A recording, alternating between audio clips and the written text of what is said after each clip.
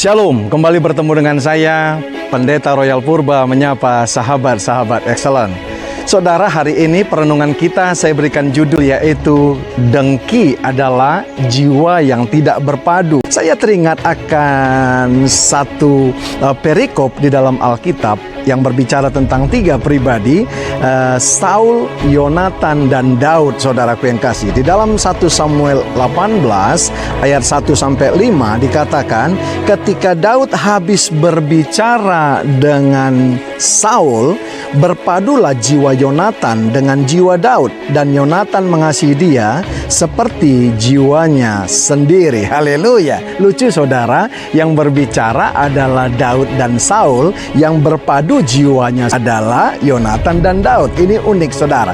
Kenapa saya angkat perikop ini dan jadi penting? Di dalam jiwa itu ada pikiran, perasaan, dan kehendak. Nah, ayat berikutnya saudara, pada hari itu Saul membawa dia dan tidak membiarkannya pulang ke rumahnya. Kenapa saudara? Pandangan pertama begitu menggoda Saul karena ada begitu banyak dan besar potensi daripada Daud. Makanya saya katakan saudara, orang meng-hire saudara, orang mengajak kerjasama, hati-hati saudara. Bukan MOU dulu saudara, tapi jiwa dulu berpadu. Pikiran, perasaan, dan kehendak dulu berpadu, baru ada saling mengasihi. Makanya bahaya saudara. Ayat berikutnya dikatakan, Yonatan mengikat perjanjian dengan Daud karena ia mengasihi dia seperti dirinya sendiri. Yonatan menanggalkan jubah yang dipakainya dan memberikan kepada Daud juga baju perangnya, sampai pedangnya, panahnya, dan ikat pinggangnya. Daud maju berperang dan selalu berhasil kemanapun juga Saul menyuruhnya, sehingga Saul mengangkat dia mengepalai para prajurit. Hal ini dipandang baik oleh seluruh rakyat. Perikop ini menjadi menarik dan tidak menjadi biasa seperti yang sudah dikotbahkan saudara sebelumnya. Kenapa saudara? Ternyata untuk bekerja sama, orang meng-hire saudara karena melihat potensi. Yang pertama saya mau berkata, bukan sekedar hanya mempromosikan saudara, membawa Anda kepada jabatan yang lebih baik, tapi terlebih daripada itu harus ada jiwa yang berpadu. Artinya apa? Pikiran, perasaan, dan kehendak harus saudaraku yang kasih dipadukan supaya muncul yang namanya saling mengasihi seperti diri sendiri. Saudara lihat, pada akhir cerita ini Yonatan memberikan apa yang penting dari hidupnya. Jubah berbicara tentang tahta, karisma, dan kebanggaan. Pedang membicarakan tentang saudara bagaimana mempertahankan hidup pada masa-masa itu perang saudara.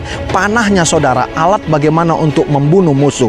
Diserahkan total kepada orang yang dicintai dan dikasih. Karena apa? Sudah berpadu dulu jiwanya Yonatan dengan Daud. Tapi sebaliknya saudara lihat, ketika orang yang kamu promosikan sukses saudara, kalau jiwanya tidak berpadu, yaitu pikiran, perasaan, dan kehendak, satu ketika maka engkau akan menjadi dengki.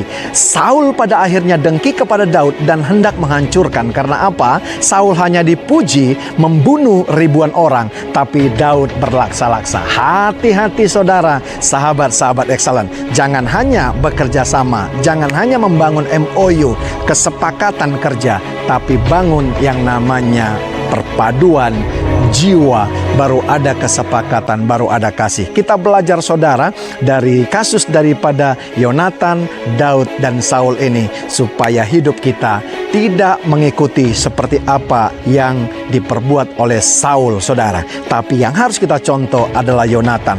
Dia mengorbankan jiwanya kepada orang yang dikasihnya sampai dia bermusuhan kepada papanya. Mari maju terus sahabat-sahabat excellent. Jangan pernah dengki, jangan pernah iri, tapi mari kita memakai pikiran, perasaan yang terdapat dalam Kristus Yesus kepada teman, sahabat, orang yang kita kasih. Maka kita tidak akan pernah dengki. Karena apa saudara?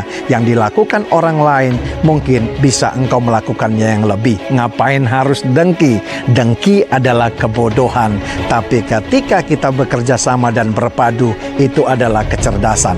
Dari saya, Pendeta Royal Purba menyapa sahabat-sahabat excellent. God bless you.